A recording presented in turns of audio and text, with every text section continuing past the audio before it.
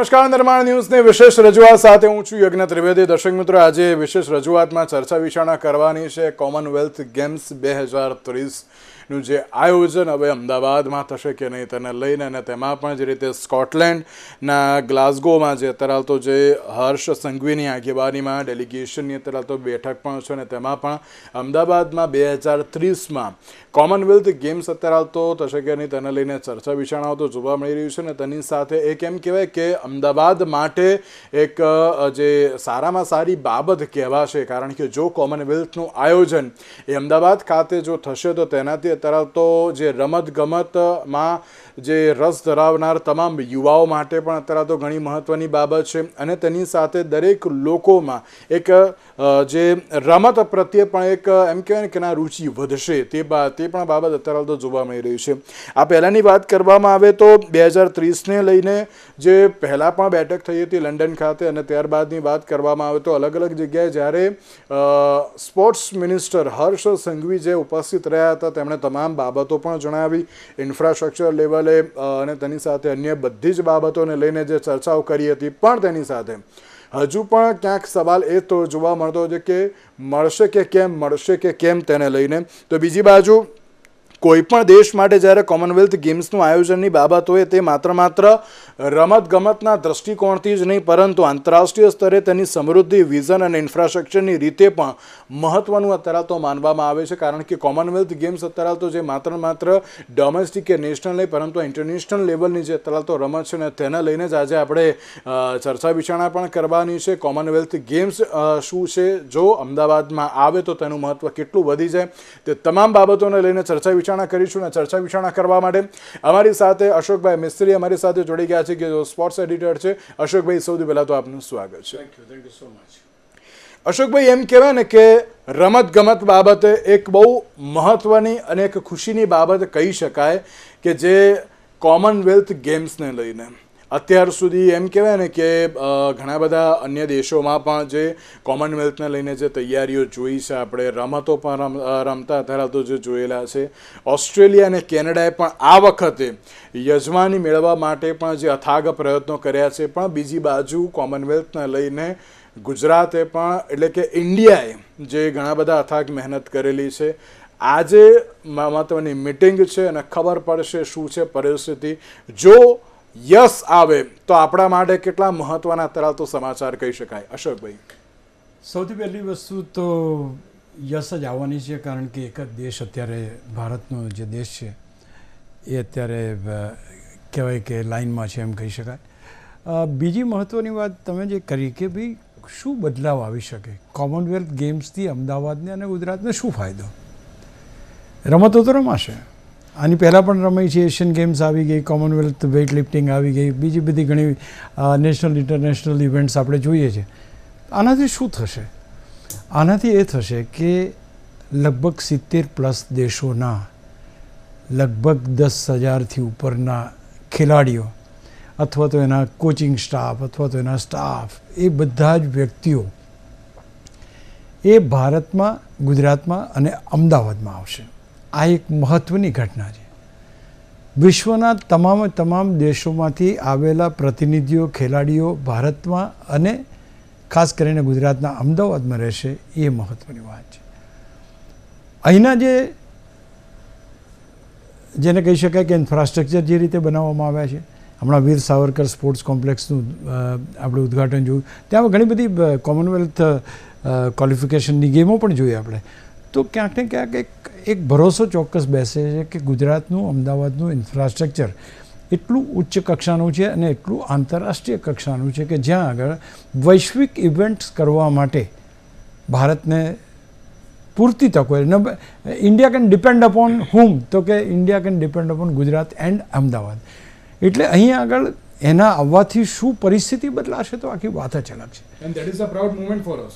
Absolutely. કારણ કે તમે જે પ્રમાણે અહીંયા આગળ અત્યાર સુધીની જે ટુર્નામેન્ટ્સ હોસ્ટ કરી છે, કોમનવેલ્થના ક્વોલિફિકેશન્સ તમે જોઈ લો, કે બાકીની બધી જે tournaments, we have excelled in to it. હમણાં જે સ્વિમિંગની જે કોમ્પિટિશન હતી, હું ગયો હતો, ઘણા બધા ખેલાડીઓને મળ્યો હતો. They have express the satisfaction over the facilities been provided of the international standards. Now this is very important કે આજે તમારી પાસે બહારના દેશનો આવેલો ખેલાડી કે જે આંતરરાષ્ટ્રીય કક્ષાએ તમામ દેશોમાં ફરી ચૂક્યો છે, એમ કે એની સવલત સારી છે, તો I think that is the certificate. તો હું માનું છું કે દરેકે દરેક જેટલા ઇવેન્ટ્સ સ્વિમિંગના થયા કે બાકીના જે ઇવેન્ટ્સ થયા, દરેક વેઇટ લિફ્ટિંગના થયા, તો એ દરેકમાં ક્યાંક ને ક્યાંક આપણને પ્રતિભાવ સારો મળ્યો. આપણું ઇન્ફ્રાસ્ટ્રક્ચર સારું છે, ક્રાઉડ સંભાળવાની ક્ષમતા આપણી સારી છે, આપણું વ્યવસ્થા તંત્ર સારું છે.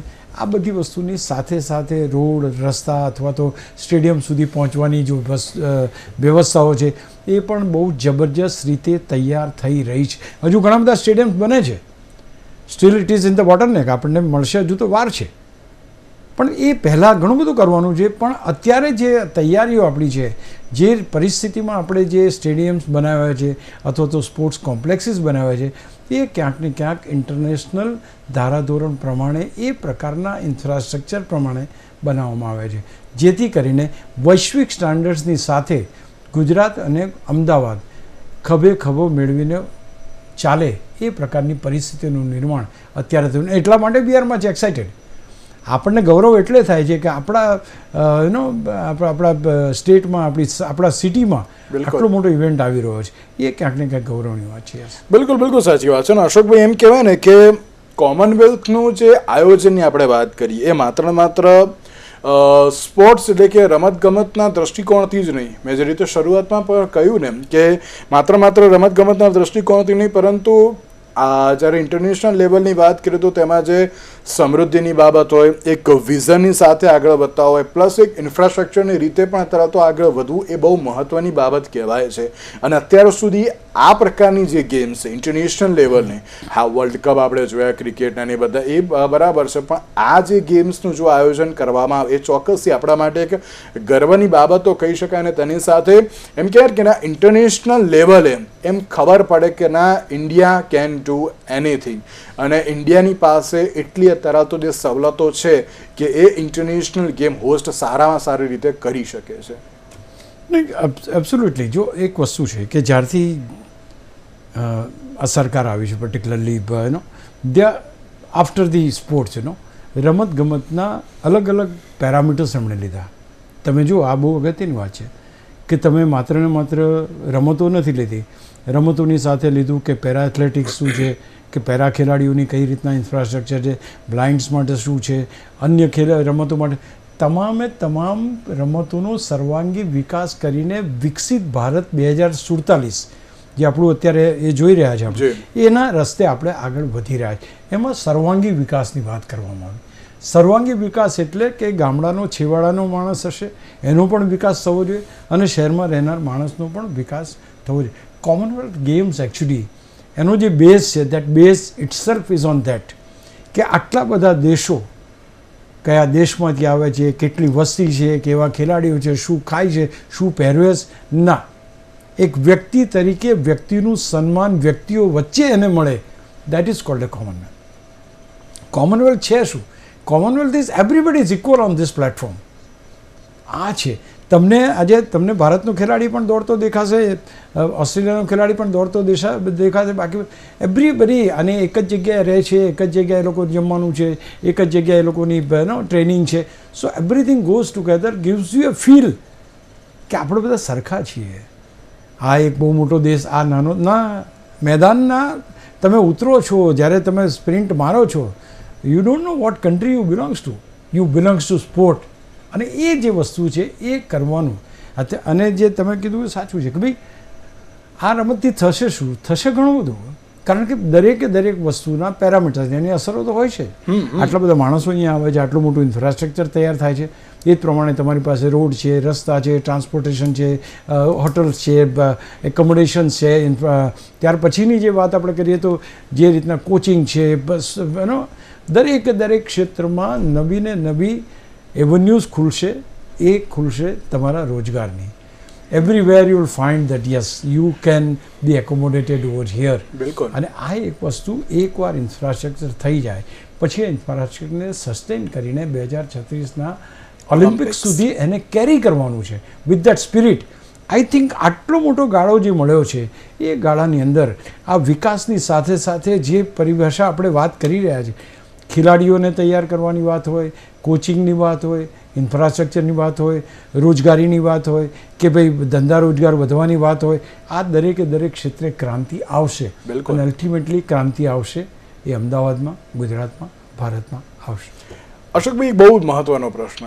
તમારી વાત 100% સાચી કે નાઈક રોજગારી ઉપસ્થિત થશે અને તેની સાથે એમ કહેવાય ને કે દરેક જે સેક્ટરમાં અત્યારે તો ક્રાંતિ આવશે.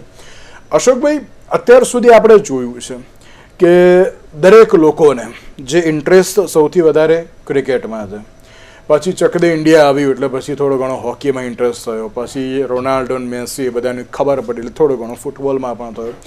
કોમનવેલ્થ આવશે એટલે કે જે અન્ય બધી એથ્લેટિક્સની જે રમતો છે તેમાં પણ અત્યારે તો યુવાઓને આગળ આવવા માટે એક પ્લેટફોર્મ તો મળશે, પણ તેની સાથે કોમનવેલ્થ શું છે, તેમાં મહેનત કરવાથી શું મળે છે, સ્પોર્ટ્સમાં આગળ આવવાથી શું થશે શું નહીં, એ તમામ બાબતોથી તેઓ ક્યાંક વાકેફ તો થશે. પ્લસ એમ કહેવાય ને કે તેના માટે પણ દરેક લોકોને રસ આવશે કે ના ભાઈ આ વસ્તુ કરવી એ બહુ જરૂરી છે. પ્લસ આ તો વાત થઈ કોમનવેલ્થ અને ઓલિમ્પિક્સની.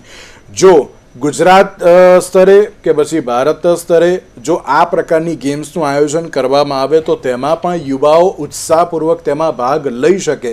તેના માટે પણ આ જે આયોજન એ ઘણું મહત્વનું સાબિત થઈ શકે છે. એટલે આમ જોવા જઈએ તો રમતગમત સ્તરે અને યુવાઓમાં પ્રોત્સાહન મળે તેના માટે આ બહુ મહત્વની બાબત અત્યારે તો કહી શકાય. અશોકભાઈ, પહેલી વસ્તુ, તમે થોડાક વર્ષો પાછળ આપણે જે નરેન્દ્રભાઈ મોદી સાહેબ જ્યારે એમણે ખેલ મહાકુંભ શરૂ કર્યો, તમને ખબર છે ખેલ મહાકુંભમાં ઇનામો જીતવાની વાત જ નહોતી. સામાન્ય જનને સુખાકારી મળે, એટલે કે સામાન્યમાં સામાન્ય માણસ પોતાની હેલ્થ પ્રત્યે સભાન થાય, દેટ વોઝ ધ એમ. વર્ષો પહેલાં તમે વિચાર કરો, વિઝન જુઓ તમે વ્યક્તિનું કે ભાઈ પહેલો પાયો ક્યાંથી છે, તો પહેલો પાયો જો લોકો સ્વસ્થ હશે, યુવા સ્વસ્થ હશે, નાનું બાળક સ્વસ્થ હશે તો એ ભારતનું ભવિષ્યનું નિર્માણ કરી શકશે. એટલા માટે સૌથી મહત્ત્વની વાત છે કે general health of the people has to be there, અને એટલી અવેરનેસ હોવી જોઈએ. ત્યાર પછી તમે એમ વિચારો કે હા હું તો ફિટ છું, આમ સારી રીતે સ્વસ્થ છું, તો પછી તમે રમતોમાં વિચારી શકો. તો આ વસ્તુ બહુ મહત્ત્વની છે. તમે જે વાત કીધી, એવું નથી કે કોમનવેલ્થ ગેમ્સ પહેલાં નથી આવી, કે એશિયન ગેમ્સ નથી આવી, કે એશિયન ગેમ્સમાં આપણે પાર્ટિસિપેટ નથી કર્યું, પણ તમે છેલ્લા 15-20 વર્ષનો જે વિકાસ જુઓ, એ વિકાસ જે છે એ બિલકુલ સીધો જાય છે ઉપર. કહેવાનો મતલબ છે જે મેડલ્સ આપણા વધી રહ્યા છે, જે રીતે આપણી પ્રગતિ થઈ રહી છે દરેકે દરેક ક્ષેત્રે, ક્રિકેટ હોય, તમે બાકીની રમતોની વાત કરી. વર્ષો પહેલાંની વાત છે કે ભાઈ તે વખતે આવી રીતના કોઈને કુસ્તી લડવી હોય કે આ તે પ્રાઇવેટ અખાડા ચાલતા હતા, એમાં જઈને કુસ્તી લડતા હતા. કોઈ એવું ઇન્ફ્રાસ્ટ્રક્ચર નહોતું, કોઈ એવી જગ્યા નહોતી કે જ્યાં જઈને પોતે મેજર કરી શકે હું કેટલી સારી કુસ્તી લડ્યો કે નહીં. હવે તમારી પાસે દરેકે દરેક તાલુકા કક્ષાએ, જિલ્લા કક્ષાએ અને શહેર કક્ષાએ આ દરેકે દરેક જગ્યાએ ક્યાંક ને ક્યાંક રમતના સ્પોર્ટ્સ સંકુલો સરકાર દ્વારા બનાવવામાં આવ્યા છે. અમુક સંકુલો એવા છે કે જ્યાં આગળ ખેલાડીઓ રહે છે, ભણે છે અને તૈયાર થાય છે. એટલે કે જમવાનું, ખાવા પીવાનું બધી જ સગવડો સાથેના સેન્ટર્સ છે. ઘણા એક્સલન્સ સેન્ટર્સ છે કે ત્યાં સૌથી હાયર કક્ષાના જે ખેલાડીઓ છે એમને તૈયાર કરો. આ એક પછી એક જે સીડીઓ છે એ સીડીઓ આપણે ઓલરેડી ચડવાનું શરૂ કરી દીધું છે. આપણે તૈયારીઓ કરી, ઇન્ફ્રાસ્ટ્રક્ચર બનાવ્યું, ખેલાડીઓને સવલતો આપી, ઇનામોની રકમ એમને સારી આપી, રહેવા ખાવા પીવાની જગ્યા આપી, નેશનલ અને ઇન્ટરનેશનલ કોચિંગ આપ્યું એમને. અને હવે એ ખેલાડીઓ દુનિયા સાથે ડેફિનેટલી એક ખભેથી ખભા મિલાઈને ચાલી રહ્યા છે. તો આપણે ઓલરેડી એ ફેઝમાં છીએ.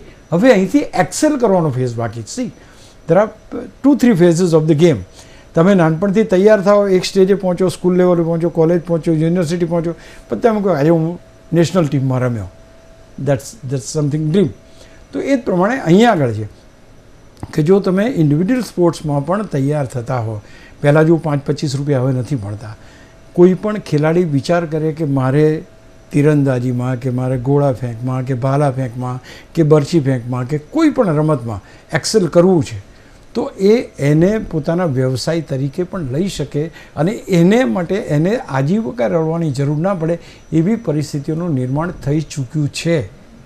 એટલે હવે અહીંથી આપણે આગળ અશોકભાઈ 1 મિનિટ આપને રોકવા માંગુ છું. બહુ મહત્વના સમાચાર અત્યાર સુધીના છે. અશોકભાઈ, અમદાવાદમાં રમાશે એવો નિર્ણય આવી ગયો છે. કઈ રીતે જોઈ રહ્યા છો આ નિર્ણયને? આપણા માટે એક બહુ સારામાં સારી બાબત છે કે ના, આખરે મોહર આપણા શહેર ઉપર લાગી ગઈ છે. કઈ રીતે જોઈ રહ્યા છો આપ તેને? આનંદનો વિષય છે અને I would like to share you to all the sports lovers કે જેઓ રમતગમત સાથે સંકળાયેલા છે. એમને ખબર છે કે કોમનવેલ્થ ગેમ્સ શું છે, કેટલી મહેનત, કેટલા ખેલાડીઓ, કેટલા લોકો, કયા પ્રકારની કોમ્પિટિશન.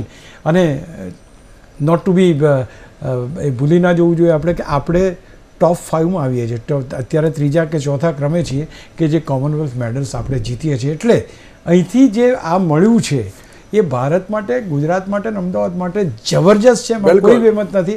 અને હું માનું છું કે દરેક અભિનંદનના પાત્ર છે. ખાસ કરીને સરકારી machineries day in day out they have tried to gate all this things, અને એ પછીની આ સફળતા છે. એટલે એક સંતોષની સફળતા છે કે આટલો મોટો ઇવેન્ટ એ અમદાવાદના આંગણે આવે છે. અહીંનું ઇન્ફ્રાસ્ટ્રક્ચર, અહીંની રોજગારી અને બાકી બધા પેરામીટર્સમાં એક શૂટ આપણને જોવા. And this is one of the best decision એમ કહેવાય અત્યાર સુધીનું. અને આપણા માટે એક ગર્વની બાબત કે જ્યારે અમદાવાદમાં આપણે એમ જ ચર્ચા હમણાં જ કરી અશોકભાઈ આપણે કે શું થશે. તમે જે પ્રમાણે એક સકારાત્મક અભિગમની સાથે કહ્યું ને એ જ પ્રમાણે નાઇજીરિયાને આપણે પછાડીને જે અત્યારે તો સ્કોટલેન્ડના ગ્લાસગોમાં જે બેઠક મળી તેમાં અમદાવાદને જે હવે 2030ની જે કોમનવેલ્થ ગેમ્સ અત્યારે તો જે યજમાની કરવા મળશે તેવો મહત્વનો નિર્ણય દર્શક મિત્રો આવી જ ગયો છે. અને તેમાં પણ એક બહુ મહત્વની બાબત અત્યાર સુધીને અત્યારે તો કહી શકાય છે. અશોકભાઈ, એક બહુ મહત્વની બાબત એ પણ આપણે પૂછવા માંગીશ કે ચલો, એક ઐતિહાસિક દિવસ આજે આપણા માટે તો છે, હવે એક ઇતિહાસ રચવા પણ જઈ રહ્યો છે. આપ તેને પણ કઈ રીતે જુઓ છો 2030નો? પહેલી વસ્તુ તો આપણને હવે મળ્યું છે, હવે આપણી જવાબદારી બેવડાઈ છે, વધી છે. હવે આપણે કામ કરવું પડશે. પહેલાં તો ડાલીમાં આપણે છે કે નથી, હવે થઈ ગયું કે તમારે જ છે. અને આટલા વર્ષોમાં તમારે આ ઇન્ફ્રાસ્ટ્રક્ચર, આ રોડ છે, આ ટ્રાન્સપોર્ટેશન છે, આ એકોમોડેશન છે, આ બધું તૈયાર કરવાનું. નાવ એવરીબડી વિલ દરેક મશીનરીઝ આના માટે તૈયાર છે અને પ્રિપેર્ડ હતી કે આપણે આ કરવાનું છે. એટલું માનું છું કે બમણા જોરથી હવે, અને તમને બહુ લાંબુ નહીં જોવું પડે, એકાદ વર્ષની અંદર હું માનું છું કે અમદાવાદની શકલ સુરત બદલાઈ જશે. સાચી વાત છે. એની જે પરિસ્થિતિઓ, રોડ છે, રસ્તા છે, એકોમોડેશન છે, જવાના સાધનો છે, સંસાધનો છે, એવરીથિંગ વિલ બી ચેન્જ.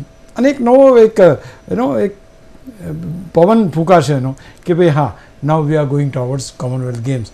અને બીજી અગત્યની વાત કે જ્યારે કોઈ આવો મોટો ઇવેન્ટ તમે તમારા સિટીમાં કરતા હો અથવા તમારા રાજ્યમાં કરતા હો તો એની લાંબા ગાળાની અસરો જોવા મળે છે. અને અસરો એ છે કે લોકો લાંબા સમય સુધી રમતગમત પ્રત્યે સભાન થશે અને પોતાની હેલ્થ પ્રત્યે પણ એટલા જ સભાન થશે. બિલકુલ સાચી વાત છે. અને તેની સાથે એમ કહેવાય ને કે ના, રાજ્ય સરકારને પણ આમાં અને ભારત સરકારને પણ અભિનંદન પાઠવવા બહુ જરૂરી છે. કારણ કે જે પ્રમાણે મહેનત જે કરવામાં આવી છે ને જે અત્યારે એમ કહેવાય ને કે દરેક મિટિંગમાં જે હાજર રહ્યા, આપણી પાસે શું છે શું નહીં તમામ બાબતો જણાવી અને પછી અત્યારે તો જ્યારે આ પ્રકારનો નિર્ણય એ ચોક્કસથી આપણા માટે ઘણો મહત્વનો છે.